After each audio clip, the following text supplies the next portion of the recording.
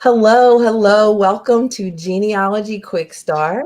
I'm Shamel Jordan and I am your host today. Today I have a fabulous show for you. I'm very excited to talk about a record that is, I think every genealogist loves death records. Like if you're a genealogist, like death records are just gold when you can find them. But sometimes you can't find them. You don't know where to look for them. But I have two people. For some reason, I can't seem to get rid of them, but they know a lot of stuff. So I'm okay with them hanging out. Who are here to talk about death records. And then we have someone new, a special guest, very special, who's going to talk to us about social history. And I had the wonderful pleasure to meet her this year, finally. So let's go ahead and get started with Genealogy Quick Start. And before we get started, I just want to let you know what the show is all about in general. Every show is about one or two topics and the quick steps to get started, because there's so much to do in research, but you really should narrow your focus and drill down and think about what are the actual steps that it takes to do this. Because when you have a process, you're a lot more successful. So that is what we want to do today. Is we're going to start off with death records. So let's welcome my guest. We have Jim Beidler and Michael John Neill. How are you guys today? Fine. We also have a cat too here. And we have a cat. My goodness, he's trading me in for a cat now. Jeez. Well, Yes, he has a cat now. He has a cat, and I think he might have traded me, and someone else might come in there too. Another kind of pet. That's my replacement. So you guys having a good summer? pretty good. Pretty good. How about you? I'm actually struggling because during the summer is when we research, right? I'm usually on that Amtrak heading down to DC, going to wonderful places. And I miss it. Don't you guys go and hang out in DC during the summertime? Hey, I all I know is most cemeteries are still open. So Yeah. Yes, the cemeteries are always open. You don't have to plot a break-in into the cemetery. Not that I'm plotting a break-in to the National Archives or anything like that. That's definitely not on my agenda.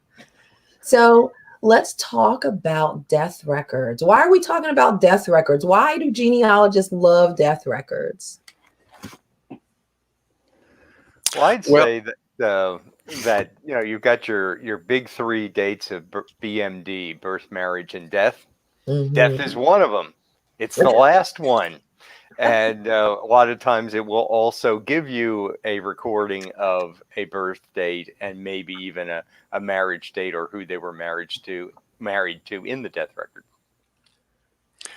I think another reason is we suggest that people research someone from the most recent event in their life to the earliest events, and usually for most people, the last record they create is a death record. And so we start with that because it kind of gives us a wrap up of some of the key events in their life, as Jim alluded to. And since it's the most recent record, generally speaking, we would hope that it would contain the most information. How accurate it is a whole nother Oh, that's situation. a whole nother story. But it's the most recent record, so that's often why we start with it. Okay, so in genealogy, like you were saying, like it is the birth, death, marriage, those vital records are key. So that's why we just love those death records. So Jim and Michael, let's go ahead and start with step one. And step one is to determine the death location and date. So this sounds like, simple, but this is kind of hard. Can you elaborate on how one would do this? Well, for some people, it is relatively simple, to be honest. If you have people who didn't move or who stayed in the same city or same county and didn't migrate for one reason or another, then it's not difficult to get the death location. But if you have people that moved around quite a bit for one reason or another, knowing where they died can be a problem, because the death records are organized geographically based on where the person died. And because of that, you need to know at least a state and often a county if you really want to effectively search. And so it's important that you don't have to have a super precise location, but you need ideally have a general idea of what county, what part of a state to help you narrow down your search, particularly when records are unindexed. You've got to have a geographic location to focus on. So go ahead, Jim. Well, I was just going to say, because there's still a fair number of people who don't die in the area that they lived most of their life in. Yes. It might be that, even, I mean, it used to be, your children took care of you in old age. Mm-hmm. And so you'd have to go where the children are.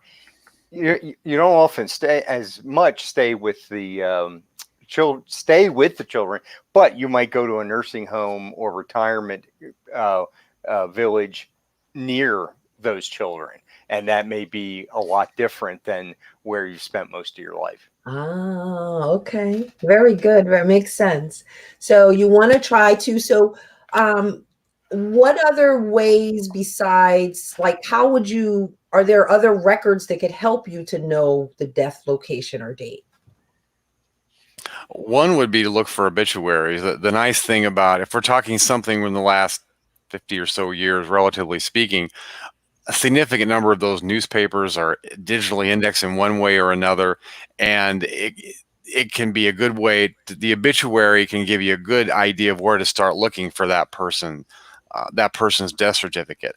Particularly if this is someone who's a little more distant cousin that you weren't that familiar with, mm-hmm. The obituary can be a good segue, or any kind of a death notice in a paper. If we're talking about a little bit earlier time frame, there may be a probate notice in a newspaper. And again, if those newspapers are indexed digitally, that's something that hopefully you'll find when you do those searches. Those are some things to start with. You can maybe use an estate record for a relative to get an idea of where they might have lived when they died. Mm-hmm. It kind of depends upon how little you know about the person. There may even be some memorabilia, letters with postmarks and addresses that could give you an idea of where that person was living. As a starting point, you could look at the Social Security Death Index. Yep. As well, if the person is recent enough, keeping in mind that not everybody who had a Social Security number is in that finding aid. There's limitations to that. Okay, so that's step one, to just try to use what you currently have to narrow down some suspect locations and possible dates. So then we have step two, which is to search for the death certificate. So where do you actually go and look for death certificates?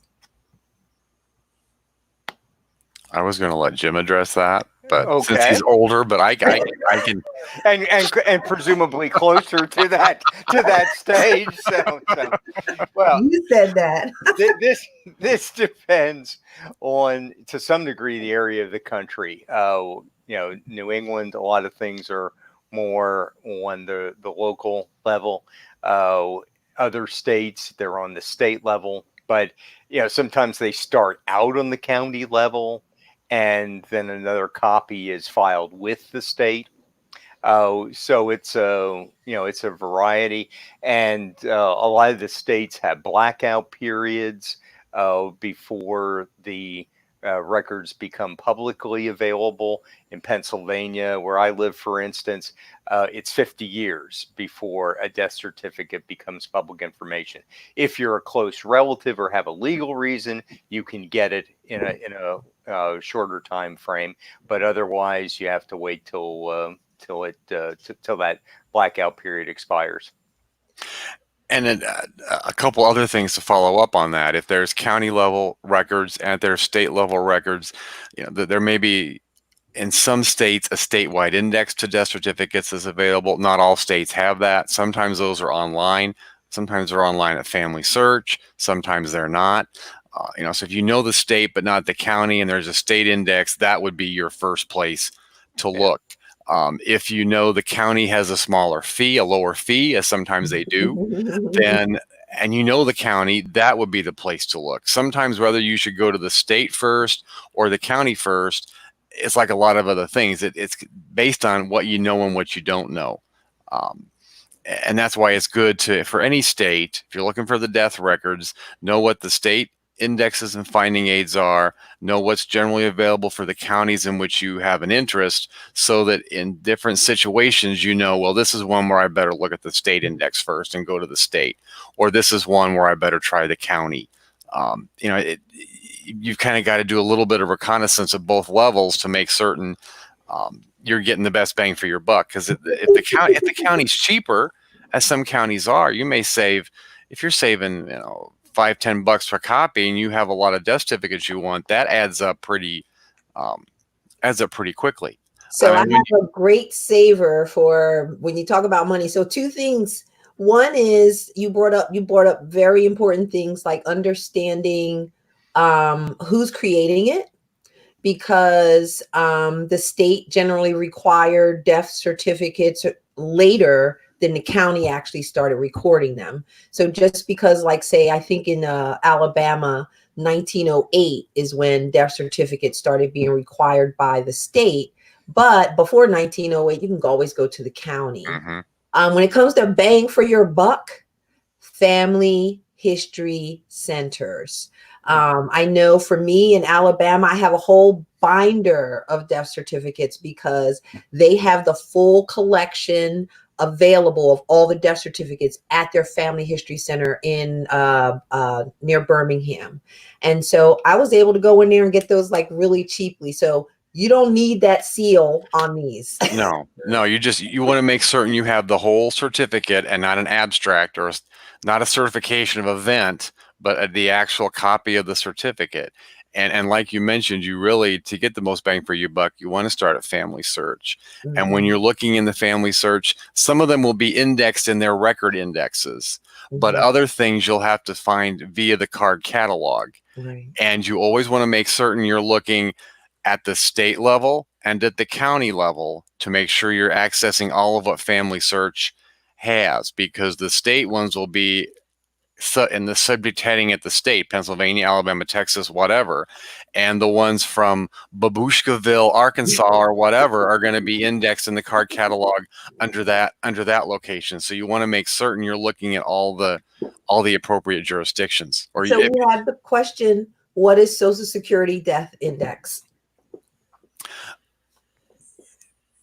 We could do a whole presentation on that. The real short version is it's an index of individuals who died and had a Social Security number and whose deaths were reported to the Social Security Administration.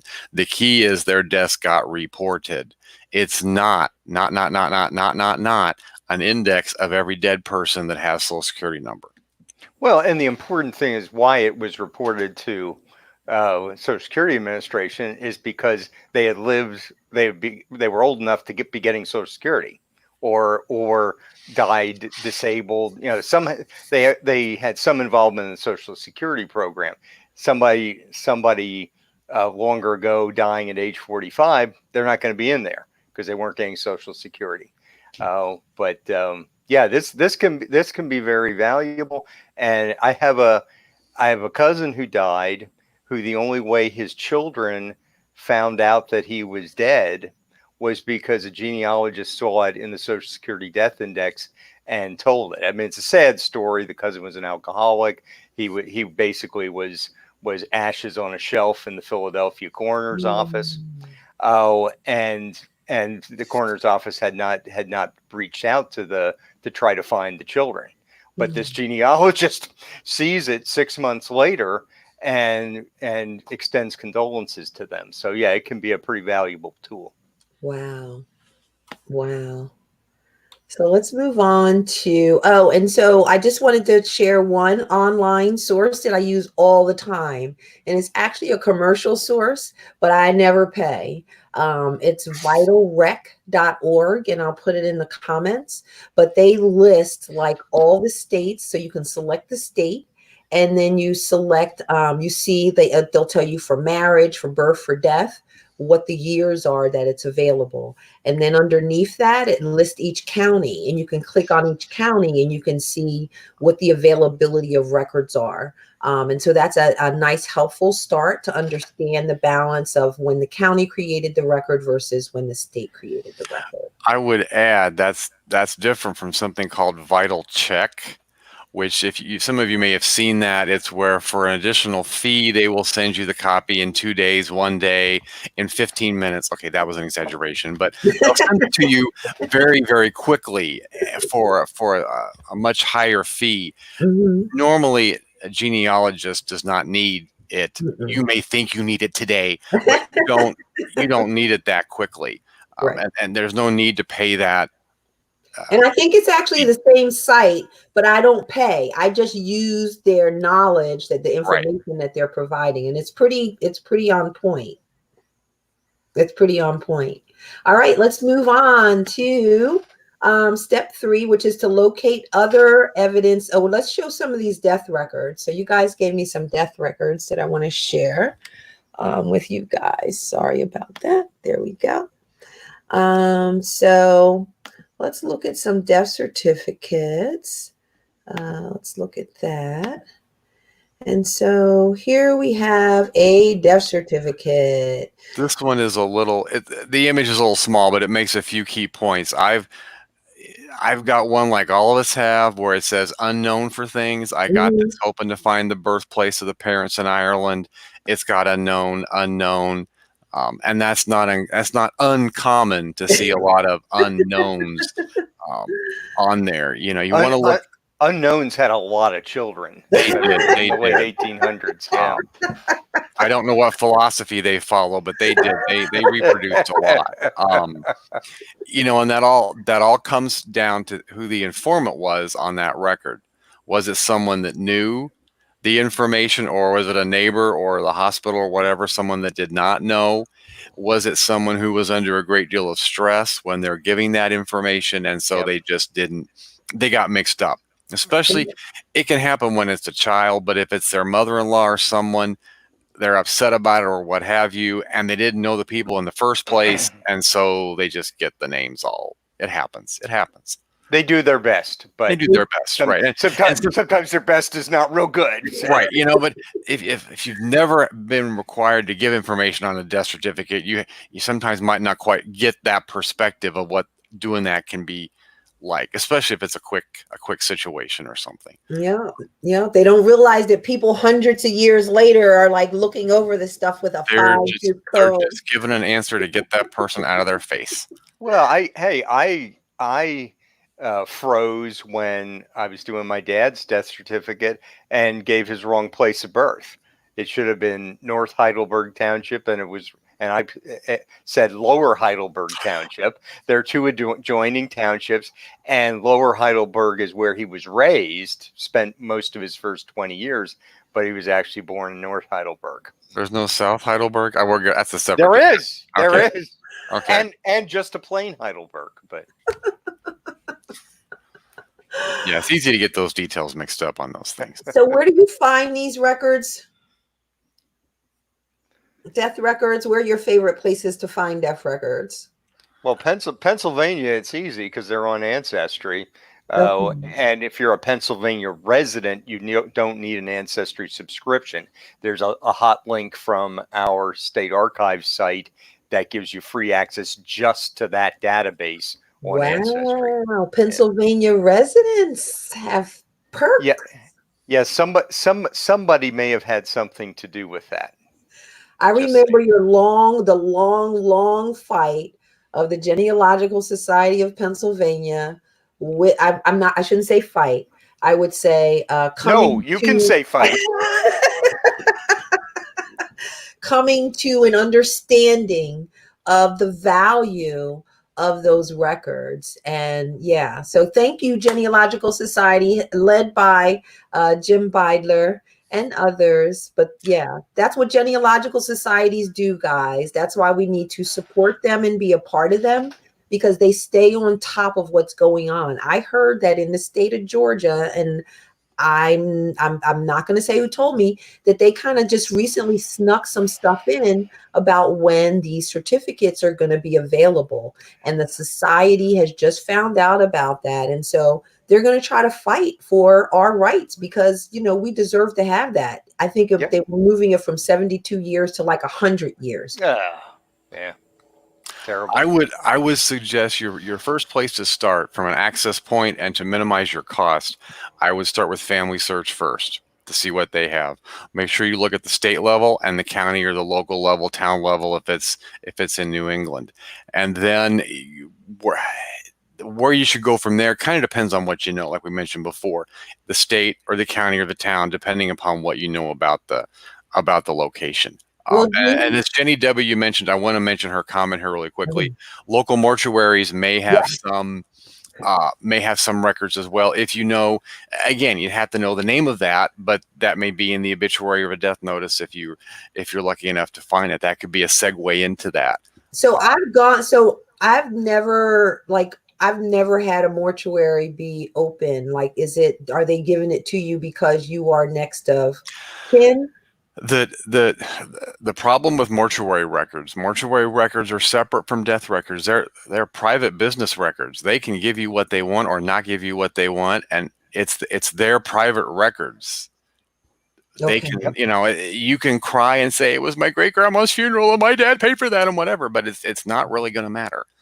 Let me show you some of the records that you guys shared with me. You have a couple that talk about, I don't know why. Oh, it's still there. Boom, boom, boom. How come we can't see it? Here we go. So you had another one that you showed, talked about the location. Yeah, this one what's in red just was to reiterate the fact that, they're recorded where the event took place. This was a person who lived in Illinois. They died in an Iowa hospital across the river in this situation because the county where this person lived didn't have a hospital. And deaths are always recorded in the event where the death took place, as we mentioned earlier, not where they were living or residing. So if you can't find them, you want to make sure, as Jim mentioned earlier, were they in a nursing home across the state line, across the county line? Were they on vacation? And that's why you've got to know some of the local history and local records and local scenarios to look at these things. In this location, I always know to look in Iowa because that's where a lot of people died and were born because of the hospital issue. Oh, okay. I was going to say, what's going on with Iowa? Is there something there going was on? there was just. It went to Iowa to die. We're not going to make any of those kind of comments. It was the location of the hospital. And here's another one you shared. This is a snippet of a cause of death. You always want to look at the cause of death, in part because if you're into your medical history and that kind of thing, it can give you some insight into that. This is another one where a little more detailed than that. It mentions suicide by firearm. That would suggest looking to see if there was an inquest, were there coroner's records. Turns out it wasn't a suicide. That's a whole another scenario here. They kind of did he died in a flop house in Kansas City, and they just wrote it off as a suicide when in fact it looks like it was a murder. But that's a whole other story. But you want to look at the cause of death to see if it suggests other records. If there was an inquest, there should be a notation about that. And then you could access those records. This would also suggest I go back to the newspapers. If I hadn't already done the newspapers, it all goes to what order in which you find things. This was one where I had this first, so then I should go and look at those newspapers because there's quite a bit about this event in the local newspapers. But yeah, these different, if you want to call them iterations of a death record, can be important. I have an ancestor who her tombstone was very plain, gave a full birth date, a full death date. That's pretty much it. I had a marriage record for her that suggested she might have been from the other side of the county, but just somewhat suggestive. And her church burial record in the burial register gave a little more information, but her newspaper obituary gave an actual birthplace that was close to that other side of the county. And that's what really broke things open for her ancestry. So trying to get all these other iterations, there's strength in numbers that may give you more information than any single record. The other image that we've got going to evidence of death is a tombstone. You could look to see if the person's on Find a Grave. There are issues with Find a Grave. We're not going to get into what some of those are. That's a whole other discussion. But the picture of that tombstone, if it's on Find a Grave, or if you go to the cemetery, if it's somewhere you can go, if there is no entry on Find a Grave, that would give you the death date. And again, in some places, I need that death date, or at least a year. Even if you can't read the whole thing here, it was in the 19 teens. I don't know why I'm pointing at that. You can't see me pointing at that, but it's in the 19 teens. And that might be enough for me to look for a death record for her or something else, just a ballpark date there for this individual. For sure. And one thing that we rarely talk about, because it's almost like a crapshoot, is those the census. What's the census? They have 1880 and that for the death. Mortality. The mortality schedules. Thank you. So don't forget about those, because you do find people in them. You may get lucky if they died in a census year. Well, they had to die before the census. The 12 months preceding the date of the census. You are correct. You get no.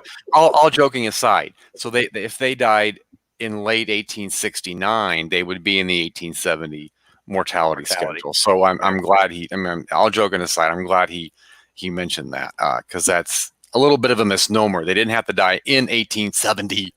It was the 12 months preceding date of the census. Okay. Yeah. If it was a year in which they had a mortality schedule. Right. And so then step 4 is, because there's so much, right? If you're lucky to get a death certificate, you have an obituary, you have all these other things, you need to analyze your evidence. So what are some tips on how you guys do that? Well, one thing is knowing the time and the place, what other types of records may apply to the individual. When what areas have strong church record collections that have I was going to say false birth and death records. No, birth and death record substitutes that may be helpful. That's one thing. Gathering more information to supplement all the death certificates and other things. I would add to look at what it says, see what other records, kind of as Jim mentioned, see what other records are suggested by the information that's on the death certificate. I would also take a look closely at in terms of what's most likely to be correct on a death certificate is the information about the death, date, time, place, date, place of burial. Those details are likely to be correct or more accurate for obvious reasons. But anything leading about the birth, specifically if it's an 80-year-old person who dies, the informant might never have known those people at all, especially if it's an in-law or a grandchild, and they may be just giving information based on hearsay, what they think is true, and that can be incorrect. Of course, the details about the death can always be wrong, or about the funeral can be wrong. As a quick example, before the coroner's office in Cook County would release my aunt's body, we had to put the date of the burial on the death certificate. And the problem was it was in the wintertime and the weather was really bad. And we didn't know when we were going to have the funeral. And so I was told to just, because I was so concerned about that, the date's going to be wrong in there. And he said, just guess. It's okay if it's off by a couple of days. Yeah. And the genealogist in me just couldn't handle that. That's not okay. But it was the only way. It all goes back to some of these things are a bureaucrat filling out a form. And they needed that burial date on that record before the body could be released. Well, you can't bury the body if it's not been released. Minor detail. Like why? Okay, we're not going to get into. No, we're not going to get into that. It just goes. It just goes to remind people that little things that we think couldn't be wrong can be wrong. Absolutely. How germane are some of those minor errors? They're not in the greater scheme of things, if the burial date's off a couple days, it's usually not, from an analysis standpoint, it's not that big of a deal. You know, we don't like it, but it's not that big of a deal when you really look at it. And other records can correct that, because you're Exactly. going to get that right in the obituary. So. Right.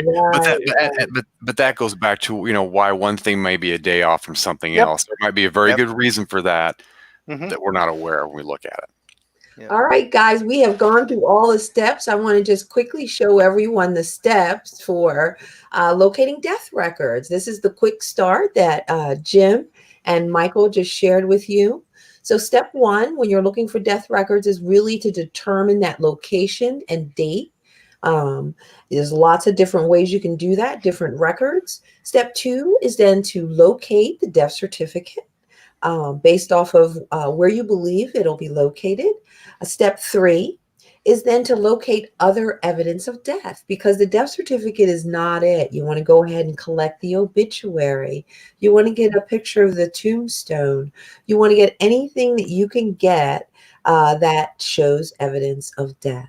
Step four is then to take all of that information and analyze it and see what's in there that could be of value, because you know that every record that you collect points you to multiple other records.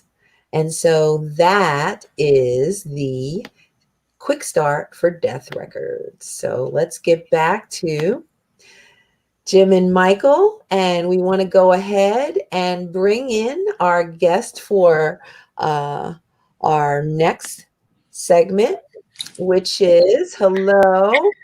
Hi, everybody. This is Sue Kaufman. Hey. Welcome. No, that's the Sue Kaufman to you. So. The Sue No, Kaufman. it's okay. She joins us from the Clayton Library in Houston. She's the senior manager at the Houston Public Library, Clayton Library.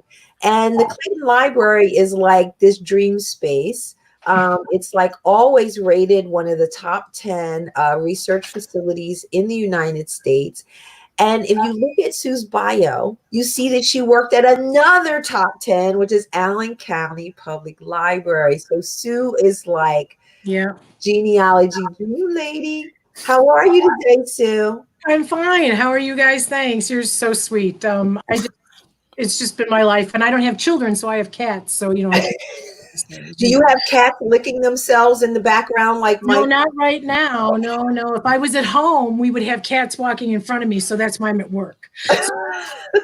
No, it would not be a good scene, but we're lucky. Well, there's a secret slide at the end, so I do have cats. Okay.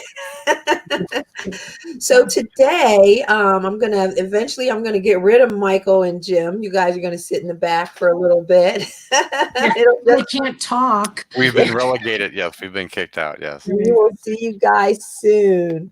So Sue, this is I got rid of Sue and I kept Jim. Oh my goodness.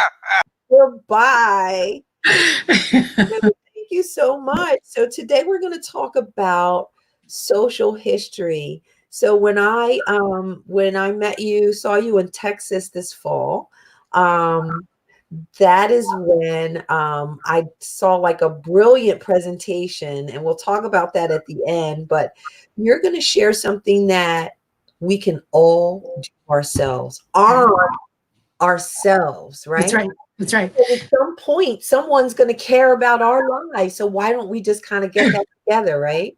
Right. I think, you make up a really big point, because as we care about the people that came before us, believe it or not, as much as nobody wants to hear about our stories, the people that come after us are going to want to hear the story. So our stories and our ancestors' stories. So yeah.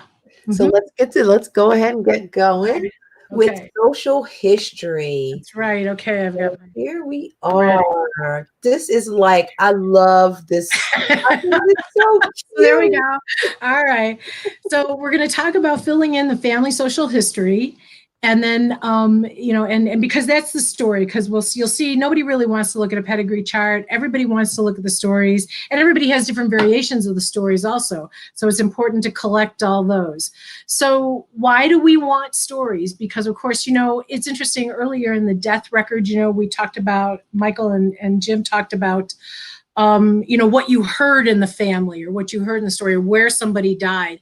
And that's really important. But stories provide connection. They provide a heritage, a cultural heritage to pass on, the holidays and things like that. And they also educate you about the time period that your family was living in, where your family was living in.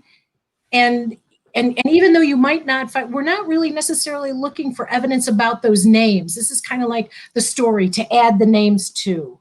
Right, because think about it. We're so focused on a date and a place. Right. And if someone asked you about yourself, you're not going to sit there and say, I was born and I lived at when the 1920 census or 2000 census came, I was living at so and so, and you don't say that. You say what you would like, what you enjoyed, what was going on. So that's what you're going to help us to flesh out, right? Yes, and I do owe this presentation to Dr. Debbie Abbott, who, if we know, who does a really good presentation about this too and about herself. So if we look at the pedigree chart, well, Shamel, you want to go on to the next? So first we're going to have to do what's the first step? We all now want to create our own. Okay. So because it's really about us. So you have step one is determine the subject. So you're going to use yourself as a subject, but you could use yourself or you can use a particular ancestor, right? Right. Because what you're going to do is you're going to look at that pedigree chart, and the pedigree chart, number one, is really super important for, number one, what you want to research, but and that can help you also. You're looking at the clues from the stuff that you know to try and get places that you want to research in the stories. But you might want to look at that pedigree chart and say, wow, I wonder how my great-grandfather Sam got to the United States. Mm-hmm. And why did he come? How did he come? We might not know why, we might not know exactly how, but we have a story and we can relate that. So that is important, because when you look at the pedigree chart, you can go to the next slide. Mm-hmm. And what you want to know is the key to finding out what you want. Those are listing your questions, right? So when you say list the questions that you're going to ask about that particular subject. That's right. Look at your pedigree chart and say, you might say, when did they come over? And you might want to look for all those documents, but what's the story behind it?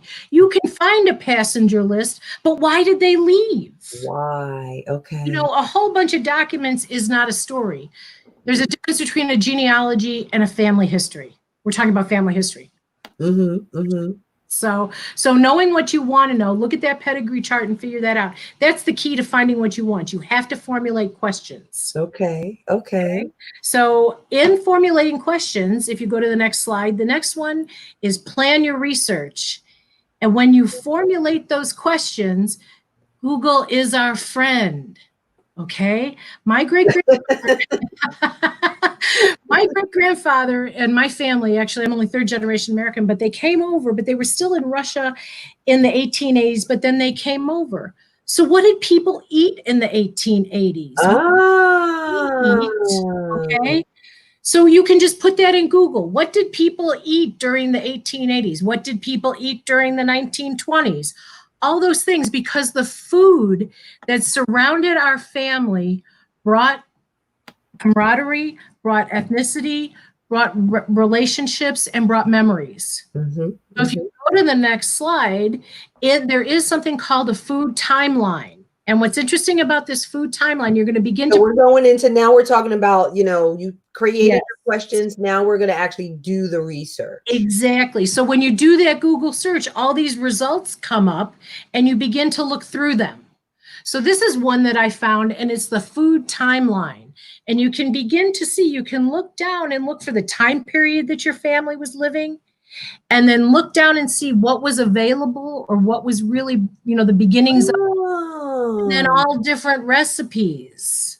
That is so interesting. That's right. And so I think if you what happens if you go to the next slide? Let's see what happens. We get a couple arrows first. Yeah. See, so there's spam, and there is my favorite, Chicago pizza. So Chicago pizza's been around since 1943. Wow. Spam, you got it, around 1937. So, and Krispy Kreme. That's right.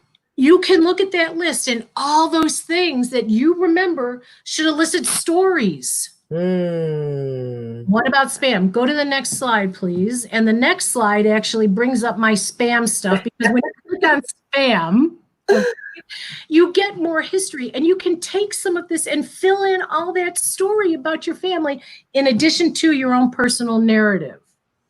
So, and you can find pictures that you can put into, I suppose, without ruining copyright, fair use, single use, and that you can put into your family history. So there's recipes. How much did spam cost in 1937? 31 cents. Oh, wow. Oh, and this is Jersey, Morristown, New Jersey. That's right. See, Very cool. so all I did was put in, you could put in anything. What was food like? So here, so if you go to the next slide, another thing that I found is I put in, okay, what was it like, you know, in a foxhole in World War II?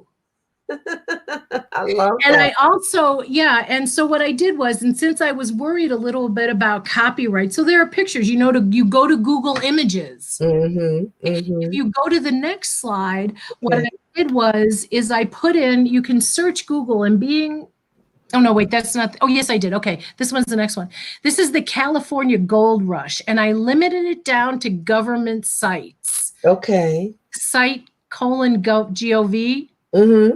Oh, government pictures are in public domain, so you don't have to worry about copyright with those. But nice. But if you had Gold Rush, you could add these pictures. And then the really cool thing is these pictures take you to websites where you can get more narrative. And it tells you about, it gives you texture, it gives you context of what their life is like. Oh my gosh. And really the beginning of writing your social history and performing that search is just looking at your pedigree chart and saying, I wonder what it was like, or I wonder what caused people to leave. I wonder what it was like to go over the United States on the Oregon Trail, or whatever. Put it in Google, and you know, and it'll come up, and then you can drill down to those websites. You don't have to look for those websites really. That's really the basic process of performing that search. I love that. Love that. So there are other sources that I'm not even talking about. Of course, you talked about newspapers. The Family Search Wiki has information about states that you're interested in. Your universities, there's something called the Digital Public Library, which again, you know, just putting in your search terms. In this world, keywords are the key. I like that. Okay, yeah. Keywords are the key. Exactly. Because it's going to bring up all kinds of stuff. Yeah, I noticed some days I can get a lot, and then you have to finagle it, and then all of a sudden it's like the dams open up and you find everything. So but remember, you also want to keep maybe a research log. So as you're and you get a term, and then you know you find something, and then you wonder, how in the world did I get here? And remember, the back button is your friend. So, you know, that's just a really good way to understand, you know, how to search. And again, breaking it down, because remember, we all want to work on family history, but that's huge. Who do you want to work on? What do you want to know? That's kind of the keys to getting started. Break it down like a grocery shopping list. Yes. Examples, if you want to, I mean, unless you want to talk about some things, but I do have some couples examples of social history, and we can go through these quickly. Yes. I'm going to share it. Okay. I love this picture. It's my favorite. So, as Michael mentioned, that is me arriving from, what did he call it? Babushkaville. Is that a place in Chicago? Yes, it is. That's actually, I was born in Chicago, and so that's me and my sister in about 1964. And so if you want to go through these kind of quickly, I can talk about them kind of quickly. So if you just want to keep moving. So my story is, one of my stories is my great-grandfather came over from Russia in ladies' clothing. So that's the story, okay? And you can see this is his naturalization. He immigrated in 1882. It says that he came from Russia. He actually lived in Liverpool, because you can see some of my family relatives, my Uncle Harry and my Aunt Celia. And we could look at this document and get a bunch of other things, okay? But he's coming from Russia, and it says ladies' tailor. So, okay, he's a ladies' tailor. That's the story so far. If you go to the next slide, what I did was I went into Google and I put in ladies' tailor in Russia, and I got some, you know, some background. And if you hit the slide a couple times, there's just some pictures that I got, you know, that can add information to those. Next slide is a website into the Library of Congress about Jewish people immigrating during that time period. The Library of Congress is the place to go. Exactly. American Memory. Oh, please. Amazing, amazing, amazing. There's a whole bunch of stuff there. So that's what I got there. And then the next slide will tell us that. Oh, I love this. This is a picture of my great-grandfather Sam in front of his ladies' tailor shop on Milwaukee Avenue in Chicago. Okay, so there is the picture. So now this story, go ahead, it's okay. The Chicago Directory is telling me the address. Next slide, I went into Google. Oh. Current picture, I found the map, I found the satellite view. Next slide is a picture of my great-grandfather. Oh, now. Together. Okay, so I don't know if he escaped Russia in women's clothing. Okay. But I do know that he was a ladies' tailor, so the story is plausible. It's plausible. Plausible, okay? And I am not saying that you need to find documents that fill out that really talk about the family story, but sometimes this history behind it with those pictures, you know, at least sort of justify that family story, if you will. Yes. You don't have to do that. So quickly, the next one. Okay, really quick, okay?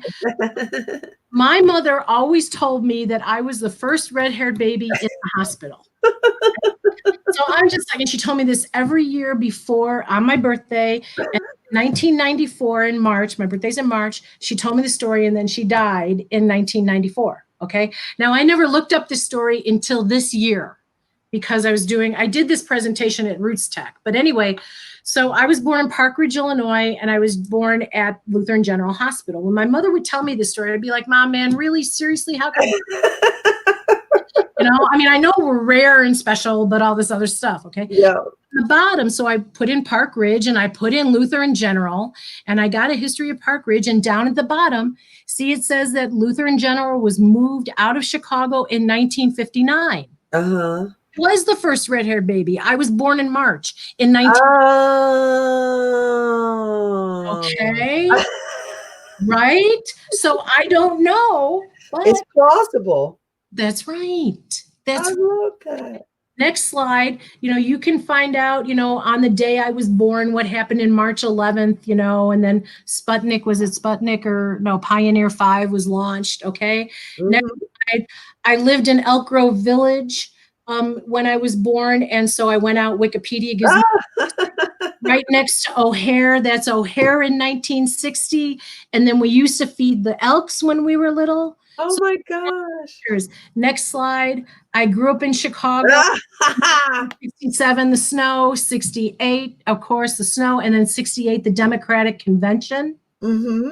So, you know, there's a picture of that too. Wow. And I am just doing all these things out in Google. What did I remember? You know, next slide is just a picture of, I found a picture of a Ford Galaxy that my mother had. We used to Jewel. I mean, this was like, I mean, you know, the child seat of our time. Yeah. You know? High tech there, Sue. That's Look right. And then the next slide is I am a Sullivan Tiger from Sullivan High School in Chicago. I'm a Southern Illinois University Carbondale Saluki. I am a Dominican University library science student in Chicago, and I am a Dominican University star. And then if you go to the last slide. No. I am a cat mom. And so there is my keepsake. Okay. Oh, I love this. That's right. That's right. So you can do all this. So know what you want to know, fill in the story, break down your task, and enter your question into Google. And you can create this stuff. And I want to share like that was fantastic. I just want to share like the wrap up of the full social history quick start. So you want to determine what your subject is. And Sue, she was the subject. And step 2, and it's fun making yourself the subject. I really am going to try to do that myself. 2 is list your questions. Step 3 is then to plan your search. Okay, think about how you're going to go about answering those questions. Step 4 is to perform the search. Go ahead, wear Google out, look at those images, pull up things that match with your family story. And 5 is to create a keepsake, whether it's just putting it all in a nice PowerPoint presentation, however you decide to do it. So that was fabulous, Sue. I love that. So you had said that how did you come about doing this social history stuff? My undergraduate, I just happened to be a genealogy librarian. I never really set out to be a genealogist or a genealogy librarian. I have a background in sociology. Okay. And interested in the family and then the history. And where do we fit in the context of history? And at the beginning of this, you mentioned someone who had inspired you to do this, like that did this. Oh, Debbie Abbott, Debbie from Ohio.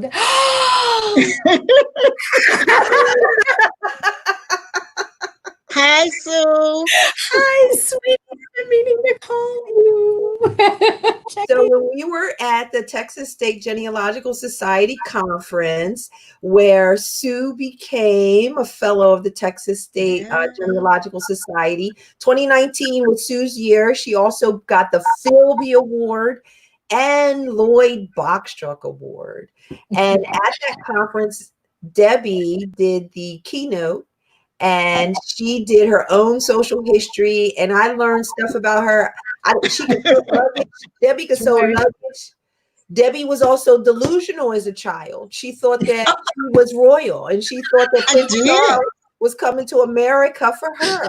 Like, I knew Debbie was delusional, but after I heard her get that presentation, she proved it. He did come to America. I'm the one that went away. Yeah. I decided I didn't want him. I owe this whole thing. I saw Debbie's done it a number of times, and if you have an opportunity to see Debbie do hers, it's amazing because she gives a lot more examples of different sources. No, you did a great job. Explains it differently. Which is why you should always watch a presentation on the same topic from different people. Mm-hmm. I would agree. Very good, Sue. Thanks, Deb. Let's bring our guys back. Hi. I'm going to call you Empress Deb now, not Dr. Deb. How are you? Great. So, guys, thank you so much for being here today. Let's see if we have any questions from our they said the food timeline was created by a librarian. Pretty cool. Yeah. Blue Chip Simonoid says hi to you, Michael. Hello. That's one of your 100,000 Facebook yes, 100,000 Facebook fans. Yes. Must be a Troutvetter relative. No. So, did any of you guys have anything wanted to add on death records, social history? We have a couple minutes left, and if you guys who are watching, if you had any questions for our illustrious guest. I got a kick out of Sue's presentation. I'm not sure I'd find as many things if I look, because she grew up in Chicago and I grew up in the sticks. But I could find some stuff. Probably not quite as much, but I could. You never know. You never know. I mean, you're right.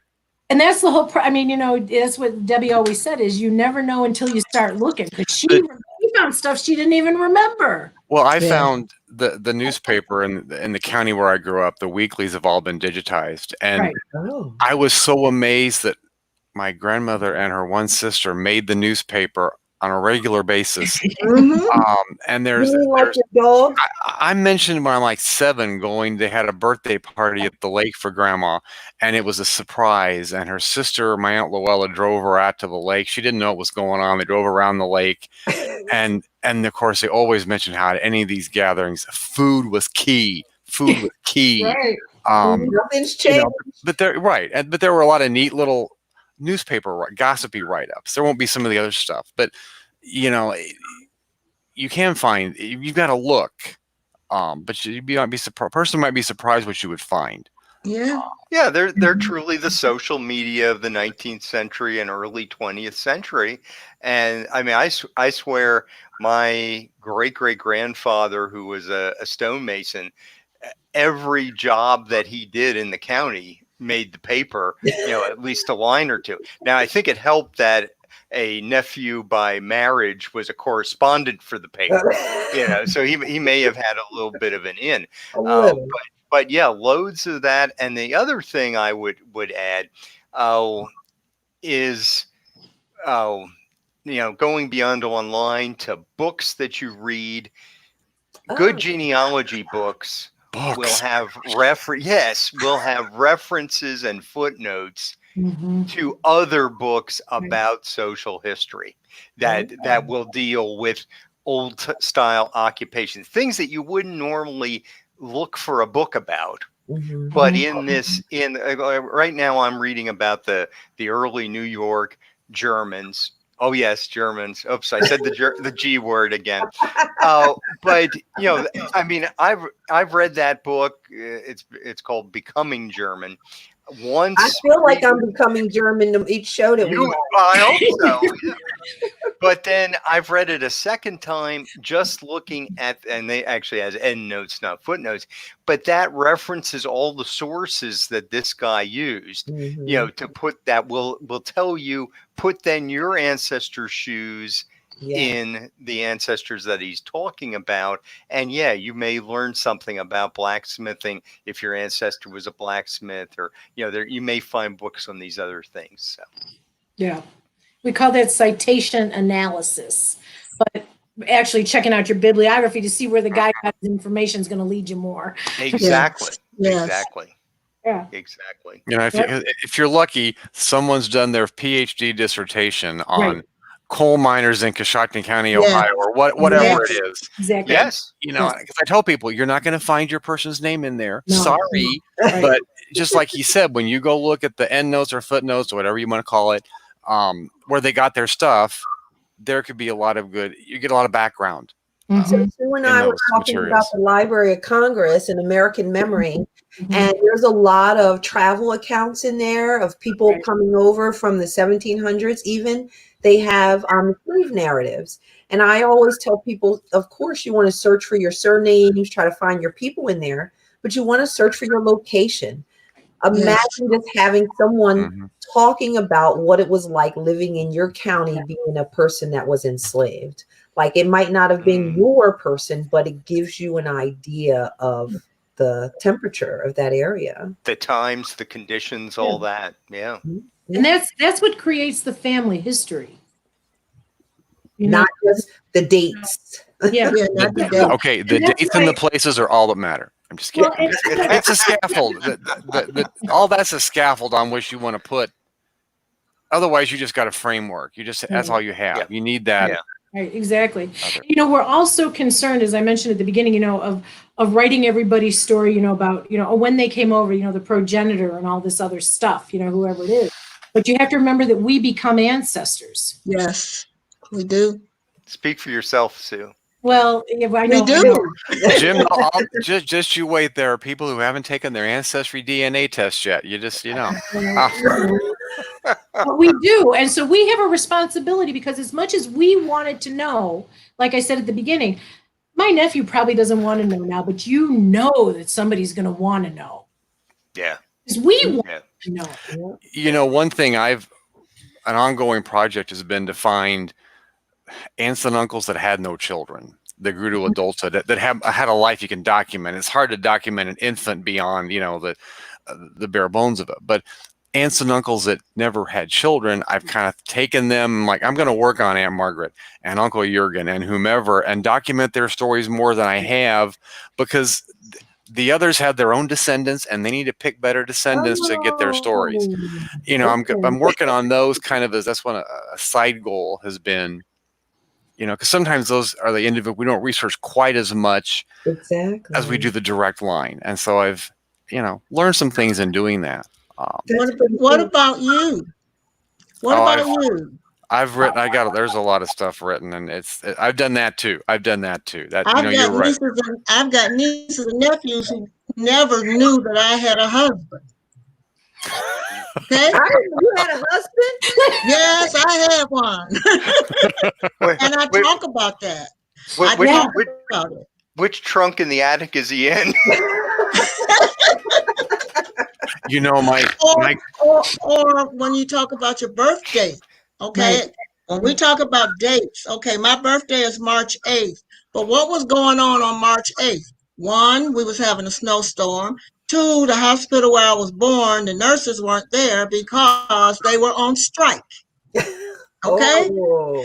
The public transportation, which my mother would have had to use, was on strike. And so she had to get some other means to get to the hospital to have me.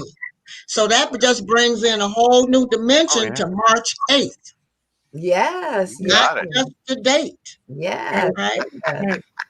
Then I got married, and then I got rid of him, and well, Sue knows that. You know, I put that on the screen. She He's does. gone.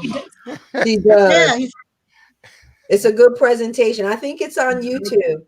But guys, thank you. it is. I so appreciate today. I I hope everyone was able to get something about death records. If you weren't, your volume was off. And I'm sure that all these tips with social history could definitely help you. And it's going to be, I think everyone should look up Michael because he thinks that he's not worthy of being looked up. So let's all look up Michael and create a social history on Michael. I'll look him up. She's on it. She's on it. She's going to hang up and do it. She's going to hang up and do it. So on that note, guys, thank you so much. And thank you everyone who joined us. I really appreciate it. Have a fantastic rest of your day.